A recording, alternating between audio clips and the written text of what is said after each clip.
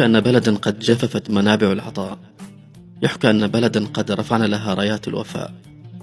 فقد يحدث أن تنتمي جذورك لبلد وتورق أغصان روحك في بلد آخر، فيمتزج انتمائك الجغرافي والوجداني، فتشعر بانتمائك لقارتين، وينشطر قلبك إلى نصفين. وإذا نفضت الغبار عن ذكريات الأمس إلى أغسطس الغاطس بالدم، إلى ذلك الجندي العراقي الذي أوقف أبي يوما سائلا عن وجهته فأجابه دون تردد إلى مستشفى الصباح، فرمقه الجندي حينها بغضب لعله يتدارك الأمر. لم يدرك أن البنادق لا تلقي الحقائق، وأن الحرب لا يمكنها أن تلغي الحب. فقد يحدث أن تكون صرختك الأولى في الحياة ها هنا، وأن تردد وطني الكويت سلمت للمجد، فيردد الفؤاد وعلى جبينك طالع السعد. يحدث أن يعتصر الصومالي ألما ويلهث عطشا، فيلبي الكويتي نداء الأخوة، فتتساقط سحب العطاء مطرا يروي الظمأ العطش. يحدث أن تمتد أواصر العلاقات حتى تتساءل متى قد بدأت. يحدث أن يكون حب الكويت في داخل قلوبنا فطرة. يحدث أن تتضخم كلمات الامتنان حتى يصعب أن تحتويها فكرة.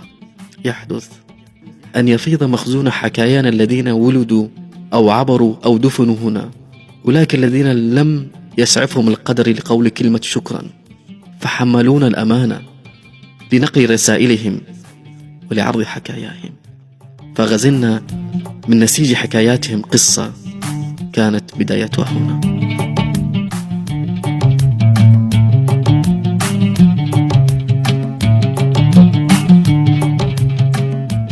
وتقولوا رسولك سلمان وأقري أياه اسمك سنور كلي سلام ووهدي أياه ضبادين شعري وعدبان أرورنا أياه ابن عادني وحكو يقباتك أحمق عيسايه الدونا ندين شوقن بيدين دبا أرديساني آخر سلكين يحين ويدين أقمر عيساني هدي لابو أسمائيات وحبادان على ردو تاهدو هدي نفت لغا أوبيات آخر يتيد هدي إلك لغو شيفيو لغو أوضيو أمينك وحكو إمان لبدي بسو ديري إندهو دلما إيجي كروسي دايو أولميني أنكت كان كيير وين هدي أي إري يراهداني waxaad ku argagixi hadalkaasay oo aad dadkayaane wali rasuul waa ayay ku oran doonaan hadaad ahalo khayr tahay xaq aad ku ajibaysaay jannada ee albaabkaaga furay odogiyadeedii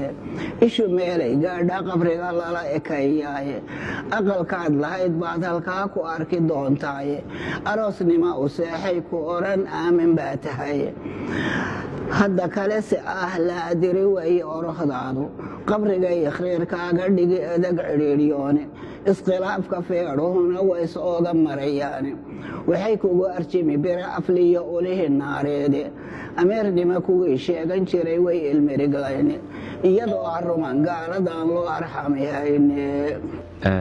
barnaamijkan diiwaanka aan u bixinay barnaamijka diiwaanka taariikhda jaariyadda Soomaaliyeed ee dalka Kuwait waxaan ugu talagalnay in aanu ku koobno taariikhda qotada dheer ee jaariyadda Soomaaliya ee ku nool dalka Kuwait. sidaan wada ogsoonahay jaariyadda Soomaaliyeed waa mid ka mid ah jaariyadaha ugu da'da weyn ee dalkan Kuwait. qaybo ka mid ah jaariyaddu waxay wada ka yimaadeen afartameeyadii kotomeeyadii intii ugu badnaydna waxay soo gashay hornaantii 70-aadii iyagoo ka qayb qaatay dhiska iyo horumarka dalkan Kuwait ay walaalaha aanu nahay. iyadoo arintaasi aanu doonayno inaanu diiwaan gelino si ay ugu noqoto aqoon jiilka cusub iyo jiilka mustaqbalkaba. safaaradda Soomaaliya waxay go'aan ku gaadhay in ay diiwaan geliso ambaba ay duubto taariikhda iyada ah si ay u noqoto wax laga barto oo ay jiilka Soomaaliyeed ee ku nool dalkan Kuwait iyo dadka walaalaheena in martida u nahay Kuwait iyagu ee wax badan ka aqoon jaaliyada lafteedu ay ugu noqoto aqoon iyo macluumaad ay ku fahmaan in dadka Soomaaliyeed ay door muhiim ah ku lahaayeen taariikhdii iyo sooyaalkii waddankan walaalanahay dawladda Kuwait. safaaradda anigoo matalaya Jamhuuriyadda Federaalka Soomaaliya xukuumadeeda iyo gaar ahaan jaaliyadda Soomaaliyeed ee ku nool waddanka Kuwait waxa aan idinku soo dhaweynayaa in aad si wanaagsan u daawataan taariikhdan quruxda badan leh ee ummadda Soomaaliyeed ay ka ciyaartay horumarka dalka Kuwait. Waa mahadsantiin. markii aanu taariikhda eegnay oo aanu khabar helay Soomaalida Kuwait ku nooleed waxaan u kala qaybin karaa 3. Soomaalidii soo gasho ugu horeysay dagaalkii labaad adduunka dabadiisii ma ay fara badnayn, waxayna ku soo galeen kulligood oo dhan maraakiib iyo dhulka badaha dawladaha dariska la ay ka soo galeen. cadadkoodu ma fara badnayn, waxayna ahaayeen dhammaantood rag dhalinyaro ah oo aan wax awaa'ila lahayn. dadkaasi markii mujtamaca soo galeen oo ay Kuwaitiyiinta waddanka degeen waxay siteen jawaasiyo ku soo galeen horta Ingiriis bay u badnaayeen iyo Carab oo dawladaha Carabta ay ka soo qaateen. waxay ahaayeen cadad aan badnayn oo dhalinyaro oo rag ah, ha ahaadeen waxay ahaayeen dad ka dhex muuqda mujtamaca Kuwait, waxaana u keenaysay isku xirnaanta ay had iyo jeer wada socdeen oo isku xirraayeen. waxay ahaayeen dad macruuf ku ah sida anigu aan maqalay ama aan aragnay ammaanada, shaqo wanaagga, runta oo aan waxna xadin, been sheeginin. sidaa darteed waxay kasbeen oo tacsiir weyn ku sameeyeen mujtamacii halkaa joogay oo Kuwaitiyiinta iyo wixii kale ajnabi ah oo la noolaa. xataa waxay ii sheegeen inay ahaayeen dad mataqaanaa waddankii ku xiran, dad xarakooyinka iyo dhaqdhaqaaqa Soomaalida ka socda oo gobonimo doonada asxaabtii la socda.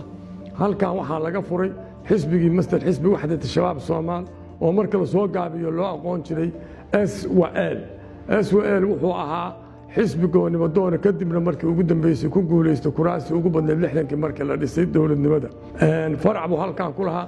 faracaas waxaa la ii sheegay inuu madax u ahaan jiray nin la yiraahdo Cismaan Yuusuf Cismaan oo lagu magacaabi jiray Axmed Futuurdii ninkii dhalay. waxaa kaleeto isaguna ragga madaxda ku jiray xisbigaas oo sekreteerka labaad ahaa nin la oran jiray Cabdicasiis Samantar waa beri, Muuse Cabdixayd, rag badan oo sidaas dad waxay ahaayeen. marka Soomaalidu dacad iyo jeer qaaraan ka bixiya xisbiga lacag baa loo aruurin jiray. waxaa lacagta marka la aruuriyo oo la isu keenay baanka la geyn jiray, baanka marka la geeyo waxaa laga dhigi jiray check, waxaa lagu diri jiray bariidka, sidaasay ku gaari kadhay. markiias waxay ahayd markii 40madii iyo batroolka iyo shaqada iyo ay shuway bilaabayeen. 50kii markii la soo gaaray isbedel baa ku dhacay. Soomaalidii waxaa bilowday shaqooyinkii mataqaanaa ahaa batroolkii iyo tanmiyadii iyo mashaariicda Soomaalidu waxay ahayd dad ka muuqda oo waxay ahaayeen qolada koowaad oo gaariyaasha waaweyn oo xamuuliga wada oo naqliyaadka ah bay lambar 1 ka ahaayeen oo iyagu ay lahaayeen oo ku qaadan jireen aqsaad. waxay uga qayb galeen dhismihii markaa waddanka ka socday oo fara badnaa oo Kuwait markaas ay ahayd markii nahdadeedii bilaabatay, batroolkii soo baxay, la lacagaystay, wasaarooyinkii iyo dawladdii iyo dhismihii koray. sidaa marka waxay ahaayeen dadka sidaasay ahaayeen. waxay markaa bilowday waagor cusaabi bay ahaayeen. markaan dhahno 40kii ilaa 60kii isku fitradu isku noocay ahaayeen. 60kii markii la marayo waxaa bilowday inay Soomaalida cawaa'il keenaan. sida aan sheeko ku hayo caa'iladii u horeysay Soomaaliya 61kii ayaa Kuwait ay caa'ilad yeelatay. intii ka dambeysay shuway waxaa kaleeto bilowday dadka awal ku imaan jiray badda iyo ka soo geli jiray iyo dhulka inay toos uga yimaadaan Soomaaliya. dawladdii Soomaaliya waxay noqotay xor, ummaddii Soomaalida way isbedeshay, dadka Kuwaitna waxay noqdeen xor, iyagana way isbedeleen.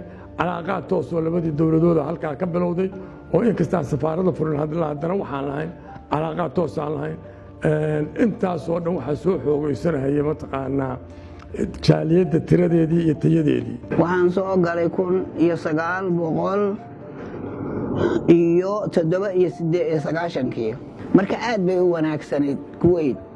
wax bala ah oo aanu markaa ka aragnayna ma jirto. ilaa aana odaygayga ka shaqayn jiray wuxuu ka shaqayn jiray baabuur badda abuu waday. dawladna wax waliba raqiis bay ahaayeen. wax waliba guriga iska dhan 5 diinaar baa ku filaan jiray. laakiin inay waxda noqdaan oo isgarabsadaan oo jaaliyadooda iyo safaaradooda ku eedaan baa u fiican. aan Kuwait waa u bogaa. Kuwait khayr baan ka arkay. haddeer 7 sanadood baan fadhiyay oo bilaa camal ahaa. khayrka Kuwait baan ku noolahay. hortaybu soo galay isagu 10 sano isagoo ku jira magaalada dhulkan ka shaqaysta baan anigu imi. wada maanta taariikhdiisa ilaa lama joogin intaas anigu bariga dambe soo galay anoo caruurta wata wuxuu ahaa khayr iyo barako barwaaqo iyo bashbash buu ahaa dhulkeenu halkan anigu sheeko waxaan ku maqlay xaggeena wax laga soo qaadan jiray anuu iska afgawaadsanaya hadda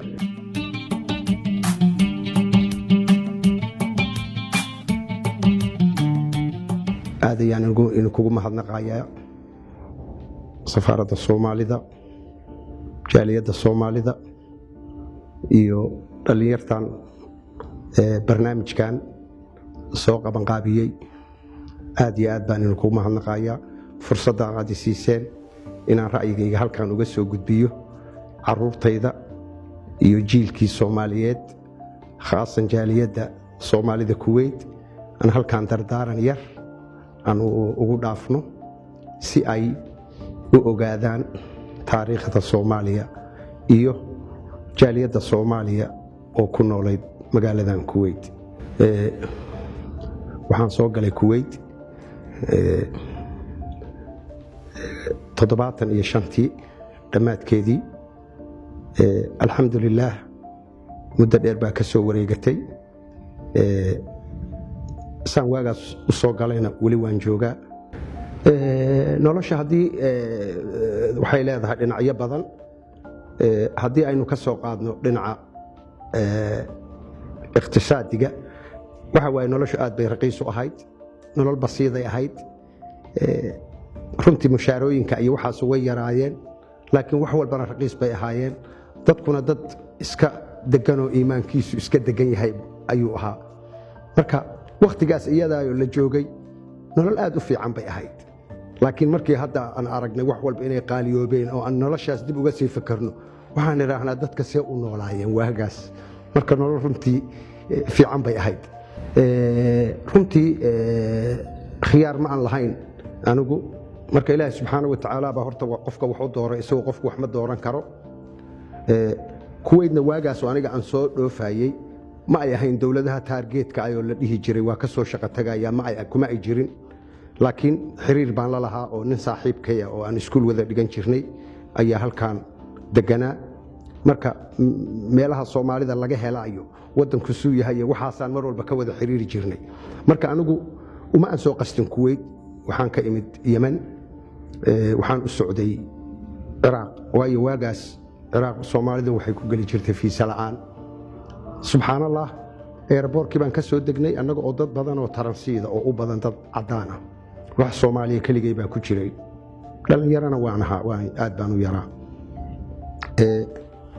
diyaaraddiina qaadi lahayd oo Iraq noo qaadi lahayd way baaqata maalintii askari baa baasaboorradii naga aruuriyay waxaa la yidhi qolka taransiidka gala baasaboorradii markiina laga aruuriyo meeshii taransiidkana lagu xaraynayay nin oo sargaal oo meesha taagnaaya ay arkay waa ii yeeray waryaa uu yidhi waan fiiriye nacama yidhi Soomaali maanta ka soo baxay safka diyaaraddii waa baaqatay maanta dhan ma imaanaysa berriyay imaanaysa marka intaasoo dhan kugu hayn mayna airportka waddankaagii baa joogtaa askarigii buu baasaboorkayga u dhiibay meeshii immigrationka la geeyay 24 saac baa la igu dhuftay wuxuuna yiri shirkaddii diyaaradda lahayd hotel ha geyso horta sidaasaan ku soo galay hotelkii baan tagay markaan xoogaa joogay saaxiibkay waan la xiriiri kari waayo telefoon mobile ma jirin telefoonka ardigaana guryaha dhan kuma wada jirin guryo khaas uu ku jiray laakiin waxaan aqaanay in Soomaalidu isugu timaado meel la yiraahdo Margaab taas ii qornayd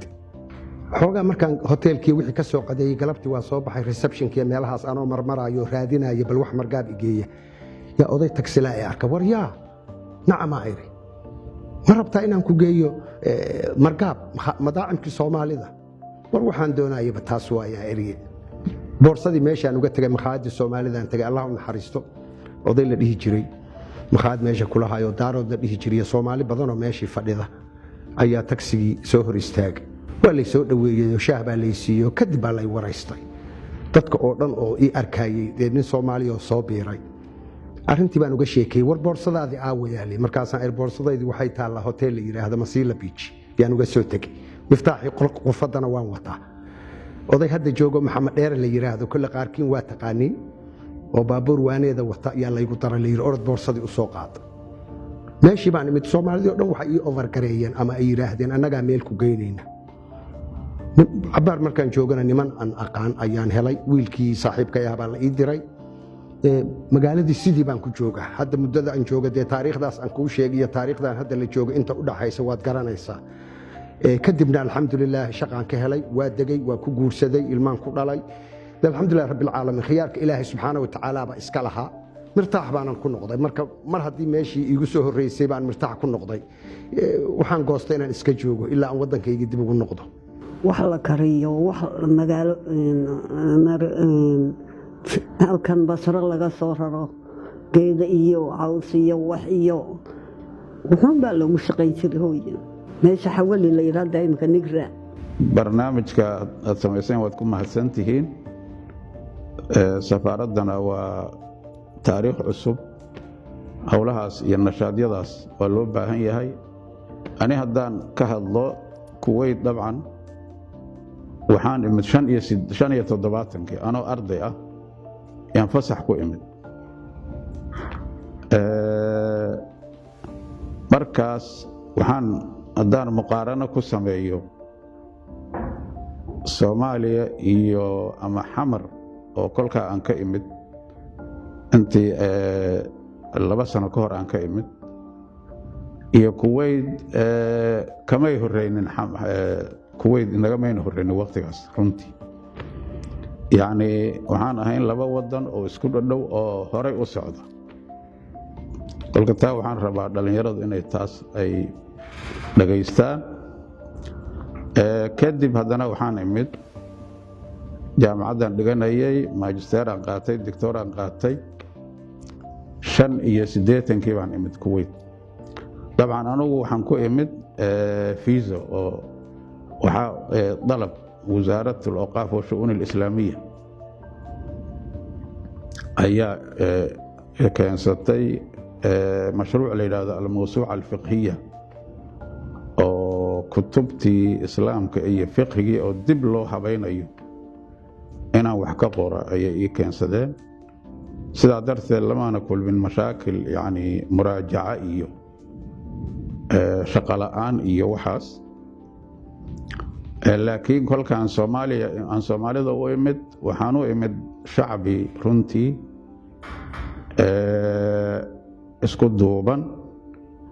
weliba intii naga horreysay sheekooyinkoodii hore ayaan si fiican u dhagaystay. way isku duubnaayeen, qaaraanka hal meel bay kula bixi jireen, isku meel bay ahaayeen.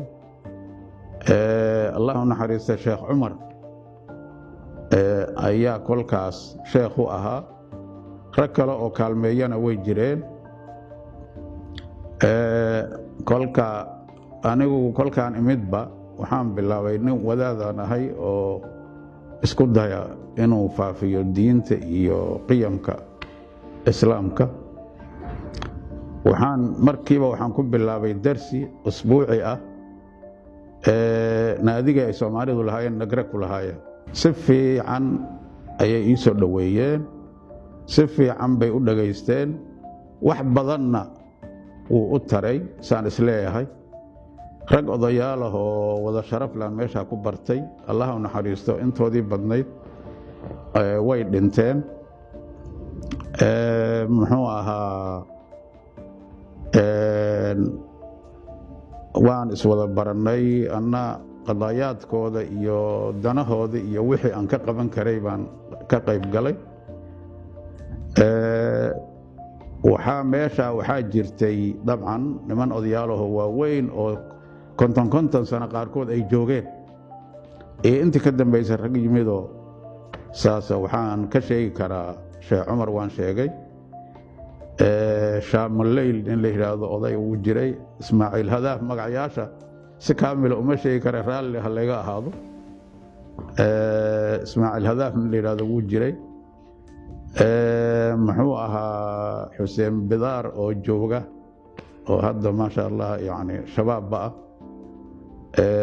john odayga la yidhaahdo. rag badan oo maaragtay ismaaciil yaasiin ayaa darsigaa dhagaysan jiray. 1966 حلوة زينة. ناس معاشهم 50 دينار 30 دينار إيجار رخيص، يعني عايشين ب 50 دينار معاشنا يشبعنا إيجار مصاريف نوفر منها، يعني خير ما كان واجد. كان كل شيء كان نروح ب3 دينار الجمعية نعبيها، مشينا شهر 3 دينار بدري 5 دينار، يعني كثير. الحمد لله جبت 6 عيال في الكويت، عشنا مبسوطين الحمد لله، ما شفنا إلا خير منها. المهم كذا عشنا الحمد لله، والناس كلها كانوا واحد. صومال ما في تفرقة، الصومال يقولوا كانت زينة. أنا جيت هنا في الكويت نروح نشتري سوق أغراض، وهذا الشيوخ حق الكويتيين يقولوا يا بلدكم عزيزة وبلدكم كان زين وكل بلدكم رخيص، نحن نودي التمر هناك ونحن نجيب من اللحم من عندهم الشحم ومدري ايش، وهنا نجيب ونحن مليان أغراض يعني مع دهين ما دهين مع لحم. وسوق أضيق الشوق الله يرحمه هلكا مهندس حق الموانئ مع البحر. والله مرت بتغيرات كثيرة. طبعا الكويت كانت حياة بسيطة جدا، الحياة المعيشية كانت حياة جدا بسيطة. الناس كانت وظائفهم وظائف حكومية عادية، سواء بمجال البترول أو مجال الكهرباء، وزارات الكهرباء. والله سمعت إن تقريبا العادات متقاربة، يعني بعض العادات متقاربة، تقول إنه إحنا مجتمعين قبليين، فالعادات تكون يعني متقاربة بينهم.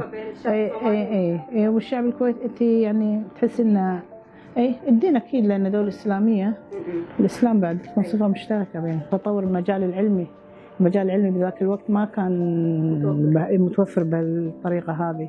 يعني من الجيل اللي قبل كان يكتفي ممكن بالثانوية العامة، بس الأجيال هذه عندها طموحات أكثر.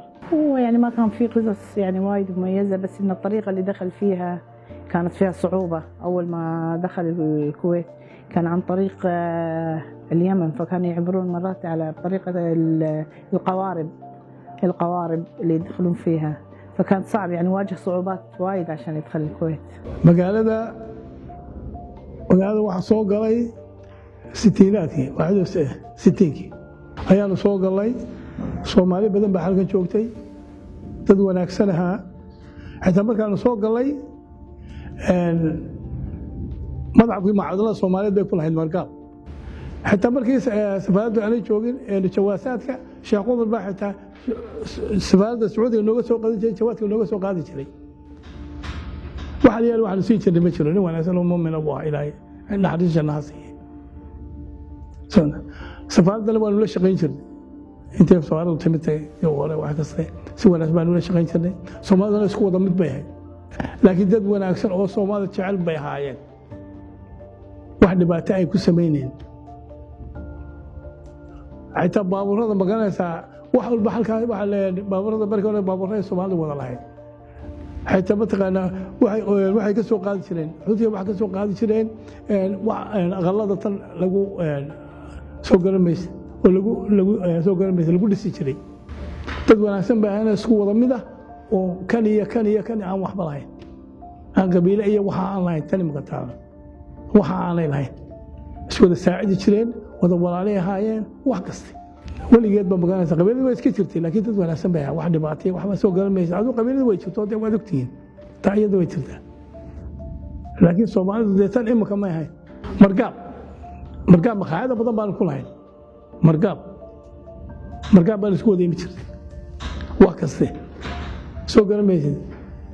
xitaa waa naloogu yimid waxa la yidhi war waddanka wax ka qabsada, soo garamaysa war waddanka wax ka qabsada oo wax furta wax kaste.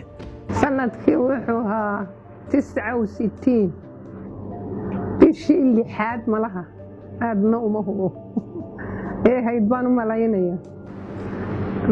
markaanu nimid badawnima nala yara kulantay, afka ma naqaano, ma jawaabi karno.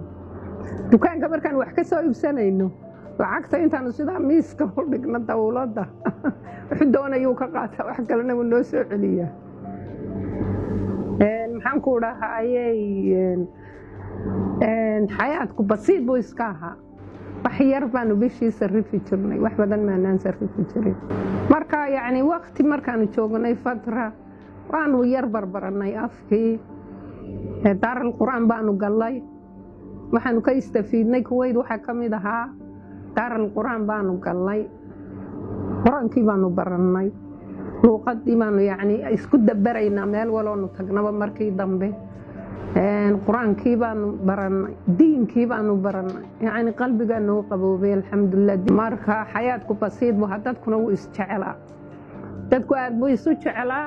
qoloba qolay 3 habeen la soo fadhiyi jirtay anagoo carruur yaryar wadanoo niiqdii ayaanu haddana maanan kala diiqi jirin. qoloba qolay 3 habeen la soo fadhiyi jirtay, la cuni jirtay, sheekaysan jirnay. markaanu soo nafisnaanu guryaha iyaga ku soo noqon jirnay. marka yacni fii waxyaabo badan oo dadku marka qofka yimaadee qariibka ah ay reerku doonaha ahaado waa la sooriyeyn jiray, waa la casumi jiray, lacag baanu u jamici jirnay oonu isugu dari jirnay. yacni qofka maqsuud baanu ka dhigi jirnay annagoo mushtaraga oon mutafariqiin ahayn. lama odhan jirin waa reerka iyo waa reerka. qofkii yimaada isna wuu ku imanayaa, annana waanu soo dhoweyn jirnay, qadaanu u karin jirnay, waanu casumi jirnay. marka dambana wixii aanu siin karno qof walba ayaa lacag la isugu jamici jiray. marka wallaahi xayaadka hore xayaad wanaagsan, dad isjecel iyo nolol yacni haadi iyo basiida bay ahayd. 55 baan malin. marka waxay yidhaahdeen waxaanu nimay magaaladoon mukayif lahayn oo lahayn marawaxad oo daaqadahaasun la furto. markaasaanu idhi kulaylkan imika nahayaa miyaanu idinhayn. waxay yidhahdeen waa markaad u barato mukayifka, laakiin markaan mukayif jirin caadi laydharhkaasunbaad iska yar xidhaysaa, shibaagiyadana waad furanaysaa, waa caadi. 70 waan soo galay kulle shareeca shahaadadeedana lisaas iyo qaatay mastaa ciraaq baan doonayaa inaan doctooraga ilaa doctooraga ka garo oo dhammaysto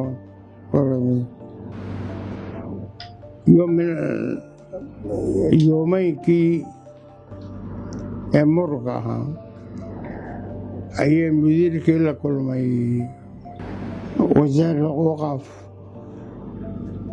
ee Kuwait. waayahay tacyiin bay siiyeen imaam khadiib. nafs alwaqt tamliik baan samayn jiray, caqdi zawaaja ayaan samayn jiray. عيسى من غير كويت من تنجريب صومالنا سفارة يوعية نمجر. الحمد لله بهيسة محاشيات والغادن تري هذانا تدكو كفلا شير بالغادن تري هيك وحكى لا نقل أنا قاضي وصار الكهرباء وشغل جري وقتقاس وكان يبغى وصار الكهرباء وشغل جري مقالة الشعب الله يلانا وامي شعيبة وامي دقني مركي هون maxaa farq imika u dhaxeeya barigaas Kuwait sida ahayd iyo nolosha sida ahayd iyo imika waqtigan nolosha tahay nolosha waxa u dhaxeeya imika markii saawdeed wala si ilbaxayo waa taad arkayso waxa dhisay magaalada la dhisay dunida la dhisay taad arkaysa kaasay u kala gadisanayeen. الوالد الله يرحمه كان ساكن بالصومال وعنده 10 اخوان، وجدي الله يرحمه كان عنده حلال وابل وكان يبي ابوي يخلفه بشغله هذا انه يمسك الحلال وكذي، بس الوالد كان بيكمل تعليمه فراح اليمن ودرس هناك دبلوم تمريض، وبعدها بفتره بسيطه راح دبي واشتغل مستشفى مكتوم هناك، وتعرف هناك على مراجع كويتي وأقنع أنه يجي الكويت وأنها دولة متقدمة وقاعد تزدهر، واقتنع الوالد وراح الكويت. وسنة 67 توظف في فيلته المركز الصحي هناك، وكان ساكن بشرق، بعدين انتقل بعد بفترة إلى مستشفى الأميري، واستقر هناك وكمل إلى نهاية السبعينات تقريبا، وعلى سنة 81 انتقل لمستشفى الجارة، كمل هناك فترة طويلة حتى بعد الغزو إلى تقريبا لين تقاعد سنة 2004. محبوبتي هي غايتي عشق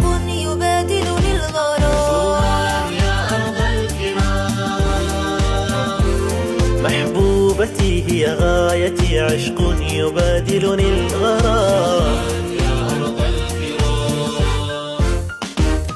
كل المشاعر نحوها حب وشوق واحترام كل المشاعر نحوها حب وشوق واحترام صومال يا أرض الكرام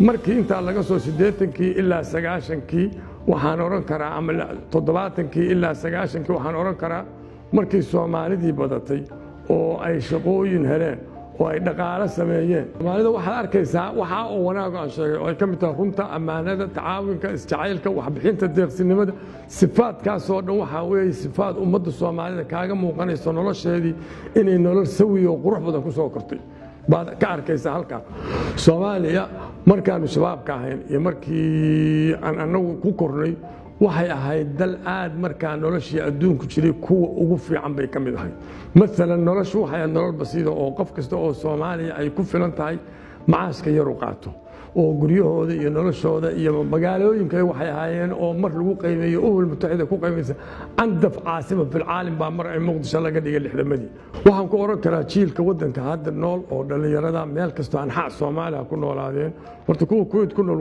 waaba dad wadanka ku nool oo iyagu wali waa Soomaali jiilka hadda jooga ama sawa ama Kuwait ha joogan ama banaanka ha joogeen waxaan u sheegayaa inay yihiin wadan ay leeyihiin wadanka Soomaaliyana uu yahay wadan weyn oo khayraad badan masaaxada Soomaaliya waxa weeye oo xeebta Soomaaliya waxa weeye 3600 kilomitir weeye dhulka inta leego xeebta adduunka Ilaahay subhanahu wa ta'ala oo nasiiyay min khaliij al-arab ila Indian Ocean horta annaga iskala khayraadka ku jira iyo badda dhulkaas Ilaahay siiyay oo aalaaf kilomitran cidi joogno biyahooduna saafiyihiin waxaanu leenahay wabiyaal laba oo intaasoo kilomitir mara oo dhul beereeda waxaanu leenahay xoolaha geela carabta ku nool boqolkii halaadaha wadanada carabta ku nool 50 Soomaalida saa waxa yiri statistikada marka dhalinyarada Soomaalida waxaanu sheegayaa kuwooda wax bartay siiba oo dhalinyarada inay ku hamiyaan wadankoodii af kasta ku hadlo cilmi kasta haysto xadaara kasta haysto inuu u hiliyo ummadiisa sidaasaan fari lahaa wadan wanaagsan leeyihiin waana ogahay Soomaalidu wadankooda uu jecesho markay qofka uu wax barto wuxuu raadiyaa oo miyirsado wax barto weynaado wuxuu raadiyaa taariikhdaada maxay ahayd wadanku waa dhaqankii oo wadankii hooyo marka dhalinyarada waxaan u sheegay inay wadankooda qalbigana ku hayaan waxay u tari karaan u taraan ayna ogaadaan wadan fiican inay leeyihiin ummad fiicanna ka dhasheen runtii anigu tiradooda ma aan hayo oo statistikadooda anigu ma aan tirin ilaa iyo haddana filimaayo Soomaaliya oo dhanba inaan statistika xaqiiqa jirin yaan aaminsanahay laakiin Soomaali badan baa joogtay aad u badan Soomaalidu jahray deganaayeen waxay deganaayeen oo kale ugu badnaayeen Nagra iyo Xawali marka meelaha dhan inta deganeed anigu ma aan aqaan laakiin maalinta Jumcayaasha ciidda la isugu yimaado Nagra iyo Xawali iyo Margaab aad bay u buuxsami jireen waxaanan hubaa inta hadda joogtay inay aad uga badnaayeen laakiin waxa kale oo meesha ku jirta Soomaalida waagaas joogtay caa'ilaad ma ahayn caa'ilaadku wax yar ay ahaayeen iskaabulada badnaa laakiin hadda waqtigan la joogo Soomaalidu way yartahay laakiin caa'ilaadkii ilmaha yar yar baa badan waagaas dadka waaweyn baa badnaa laakiin dad aad u badan bay ahaayeen runtii laakiin cadadkooda anigu ma aan tirin horta aniga waxaa jooga odayaal aniga iga soo horeeyay ayaa jooga waqti walbana raaxadiisu leeyahay oo 10 rubi iyo 20 rubi iyo waxaas qaadan jiray noloshoodana mirtaax bay horta ku ahaayeen jiilkii anigu aan soo gaaray waxay u badnaayeen baabuuri ayay u badnaayeen حتى قاركود هذا جوجا وأنا قانو وضيال أنا ربنا إن المجعاب إلا واجز جوجا إلا يهدف عربي ما يقانان لكن سومرد وحي كشقين جرتي بابورتا كوي وشهادوين كقار باب بدا كشقين جري قار وحي كشقين جري انت باخ قار وحي الذي جري عائلات كمارة بابورتا نوغو وضع مركا سومرد وحي أهايين لقدريو اسكو حران آدي آدنا اسكو حران فرصة dhinaca shaqada iyo tii hore ka fiican ay heleen inkastoo waagi horeba ay joogeen dad qualified oo yar oo maalan ay ka mid yihiin doctor iyo engineer iyo nursing iyo technicians way jireen cadadkoodu way yaraayeen laakiin hadda waxaan arkaa dadkaas oo hayga inaysan jirin oo yar yihiin oo Soomaalida hadda joogta ay u badan yihiin maalan lab technician iyo nursing iyo ay kula dhex jiraan dawladda meel fiican ay ka galeen hadda jiilka naga dambeeyo halkan ku dhashay waxaad moodaa inay ka niyad jabeen dhulkii oo halkan ay u noqotay dhulkoodii rasmiga ahayd taasina xaqiiqi ma ay aha Soomaaliya marxalad ay maraysaa adduunka oo dhan marxaladu maraya marxaladda adagoo aan maraynana waxa loo baahan yahay looga gudbi karaa juhud iyo gacmaha inagoo isqabsana inagoo waxyaalaha wadankeena burburiye aynu ognahay oo aynu ka gudubno meel wadankaaga aan ahayn oo aad martaac ku noqonayso ma jirto marxalad adag baynu ku jirnaa waa dawlado badanna waa soo mareen laakiin inaynu nahay dad caado iyo dhaqan fiican leh oo isjecel oo iscaawima lagama helo adduunka dhan jaaliyad dhan oo markii wax ku dhacaan isu istaagta lagama helo tan kaloo miisada gooniga aan leenahay ay tahay war maanta safaaradan jooga anigoo aan ballan soo dhigan oo waxba soo dhigan yaan safaaradii Soomaalida inta soo galaan qunsulkii u tagaaya salaamaya safiirkii baan u gudbaaya Soomaalidu dad dabaqaad leh ma ahayn marka dhalinyarada Soomaaliyeed oo caruurtayda iyo kuway sii dhaleen iyo waxaan uga tageynaa madaxiina hoos ha u dhiginana waxaynu ka nimid dalqaniya dad karaamo leh dad sharaf leh dad taariikh leh marka hadda dib loo noqdo sheeka maalin dhaweed aan akhrisanayay boqolkii nin oo nabiga qabrigiisa sallallahu alayhi wasallam ilaalinaysa oo Portugalka inay la baxaan Portugiiska ka ilaalinayay Axmed Gurey baa ku jiray marka dad aan taariikh lahayn ma nihin dad taariikh leenahay marxalad adag baynu maraynaa waxaan uga gudbi karnaa inagoo gacmaha isqabsano wallahi Soomaaliya markaanu ka nimi yaani waxay ahayd qurux iyo maxaan ku dhahday wadanku qani buu ahaa xoolo badan bay haysatay Soomaaliya caana iyaba lagu cuni jiray hilib yani dad aad u ladan bay ahaayeen iyo sida imika yani aad bay bariga nolosheedu u fiicnay Kuwait waxa la keeni jiray cambalafka Soomaaliya iyo muus markay yimaadaan jamrada waxay dhahaan ween muus Soomaali way daweeri jireen muuska Soomaalida koonfurdu aad way iman jiray muuska iyo cambalafka iyo liin waaweyn oo la oran jiray green food waxa soo dhan baa ka iman jiray waxa ka iman jiray kalluunka laga soo waaridi jiray oo culaab ah oo la soo qalafiyay yani wax walba hilibka ariga loo keeni jiray ariga ama la soo qalay ama sidiisa ariga waa la keeni jiray ariga berberiya xaggana laga soo dhoofin jiray wallahi nasiixad waxaan siinayaa wadankooda taariikhdiisa inay bartaan wadankooda taariikhdiisa oo dadka weydiiyaan oo ka sheekeeyaan oo historiga Soomaaliya ku noolaan jirtay dib u raacaan ayaan leeyahay oo barta wadankiina waxa jira jiilda ismoodaya inay Arab ama yihiin maxaan ku dhahay Baradaaniya iyo maxay oo aan yani ku tahamaynahayn dhulkooda wala dadkooda wala aan ku tahamaynayn baa jira laakiin anagu dad jecel baan ahayn dhulka iyagoo ku dhaata intaanu halkan joogno qalbiga ku haya oo goor walba dhageysta oo goor walba la socda ayaanu anagu ahayno aad u jecel wadanka laakiin kuwani maba yani ma ku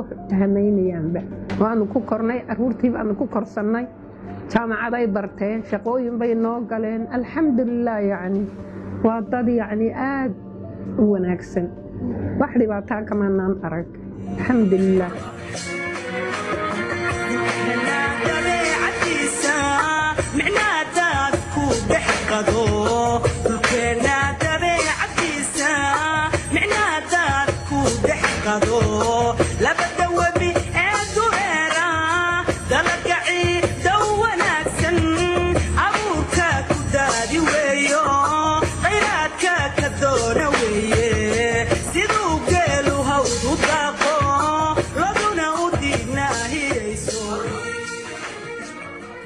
نعمة جرسي oo Soomaali waxay oo Afriqiya dawladda ugu horeeyay yahay ay nashkur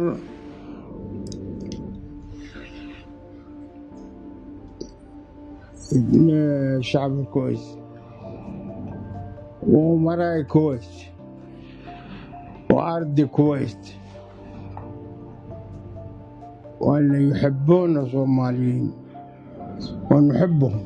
wuxuu ahaa wadan hagaagsan oo iswada haysta oo walaalo ah oo dagaal jirin oo dhibaato jirin waxana imika walaaqaya ma jirin wadan wanaagsan buu ahaa wixii yaree leelana ku filan teesoo dadka imika wadarkas inta badan waxay soo galeen markii abaartu dhacday markii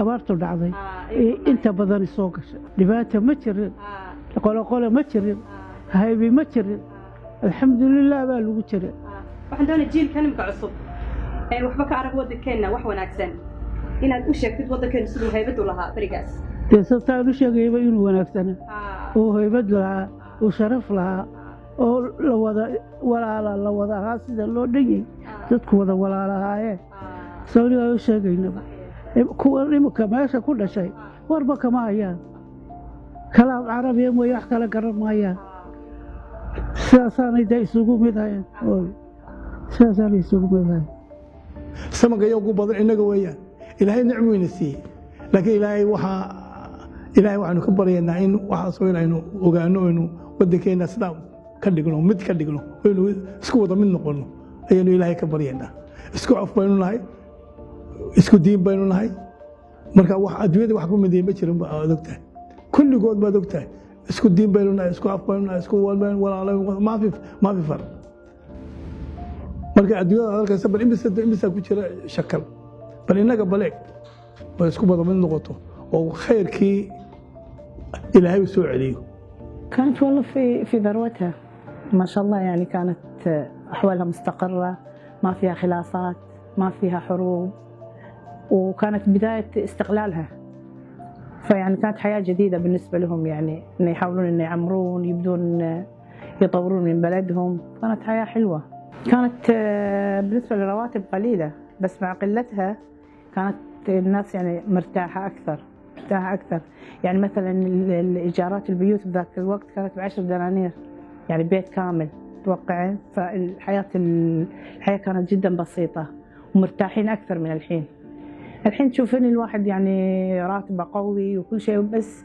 يعني الحياة كلها فيها قلق يعني مو حياة إنه فيها مرتاح إنه يفكر شنو بيسوي شنو بيقضي أموره شنو هذا كل مرة تطلع له مشكلة ثانية بس قبل ما كان في مشاكل ما كان في مجال للمشاكل أساساً إنه يفكر بشيء ولا يفكر بهذا بالعكس حياة بسيطة حتى إن الوسيلة التنقل كان عندنا بداياتها بالوالد كان يتنقل بالسيكل يعني على أساس يجيب لنا الغاز ويروح يقضي مشاورنا بس يعني ما شاء الله كنا سعداء أكثر والله الكويت ما قصرت معانا الصراحة من بداياتنا فإحنا نشكر الكويت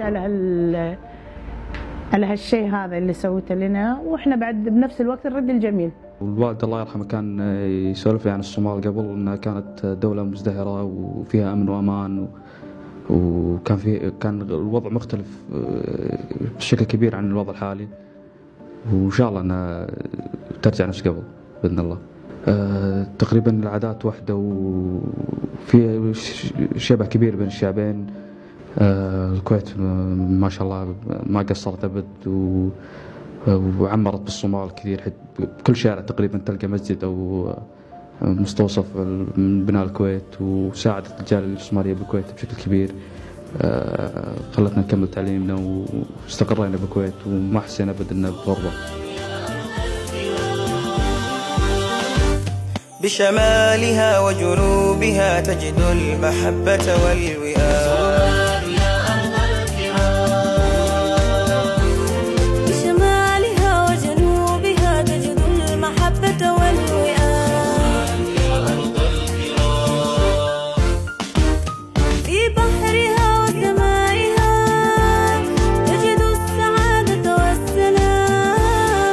بحرها وسمائها تجد السعادة والسلام صومال يا أرض الكرام أرض الحضارة موطني صومال يا أرض الكرام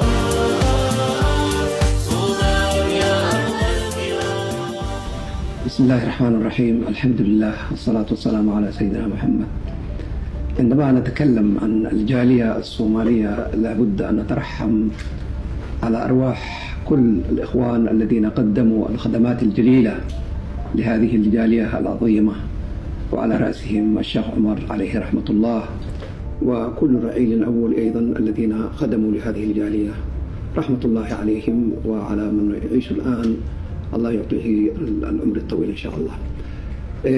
أولا الجالية الصومالية مرت محطات كثيرة، هذه المحطات منها محطات صعبة وحرجة، ومحطات أخرى أيضا نستطيع أن نقول إنها محطات نشطة ومتقدمة وإيجابية. فهذه المحطات الحرجة هي حينما جاء الغزو العراقي لدولة الكويت، وللأسف الشديد نفس هذه اللحظة وهذه الأيام أيضا وهذه الفترة بدأت الأزمة في داخل الصومال، وحينما ترك الناس كلهم أو الجاليات كلها وراحوا إلى بلدانهم كان من الصعب على الجالية الصومالية أن تذهب إلى بلدها، ولذلك بعضهم بقوا في هذا المكان في الكويت وبعضهم راحوا إلى أماكن مختلفة. وبعد التحرير أيضا تحرير الكويت اللي حصل جميع الجاليات الموجودة على أرض الكويت كانوا طلبوا منهم أن يقدموا تعويضاتهم إلى الأمم المتحدة، وكان من الصعب جدا للجالية الصومالية أن تقدم هذه الطلبات، لأنها دائما يقدم هذه الطلبات عن طريق الحكومة، ولم تكن هناك أيضا حكومة معترف بها أو حكومة موجودة في الصومال، وكانت الأزمة بدأت في الصومال على أشدها. ولكن لحسن الحظ أن الحكومة الكويتية تولت بهذا البرنامج. التعاون اللي حصل أيضا بين الجالية الصومالية فيما بينهم، وخاصة المثقفين منهم وكبار الرجال أيضا، تعاونهم أيضا قدموا لهذه الطلبات إلى الأمم المتحدة، وجاءت تعويضات للجالية الصومالية على أكمل وجه. كثير من هؤلاء استفادوا من هذه التعويضات ولله الحمد. كل هذه حصلها أيضا بتعاون الحاصل القائم فيما بين الجالية الصومالية. الجالية الصومالية حينما نتكلم عن مسيرتها لا نستطيع أن نكمل بهذه العجالة. الجالية الصومالية متعاونة في كل الأمور، في السراء وفي الضراء. الجالية الصومالية لا تعرف الفرق فيما بينهم، إنهم يحسون فيما بينهم إنهم إخوان، لا فرق بينهم، دائما متحدين فيما هو المصلحة العامة لبلدهم وللصومال عامة. ومن حسن حظي أنني أستطيع أن أقول أنني الأب الروحي لهذه الجالية الصومالية. يوم أن جئت هذا البلد كان العدد المثقفين أو العدد الخريجين كان عددهم بسيط للغاية، وحينما يسأل عن الجالية الصومالية كنا نقول دائما عدد الجالية المتعلمين منهم 5 أو 10 أو 6 إلى غير ذلك. ولكن الشكر لله ولدولة الكويت حينما فتحت الأبواب للجالية الصومالية أن يتعلموا في مدارس الحكومة الكويتية مثلهم مثل الكويتيين، دخلوا ولله الحمد.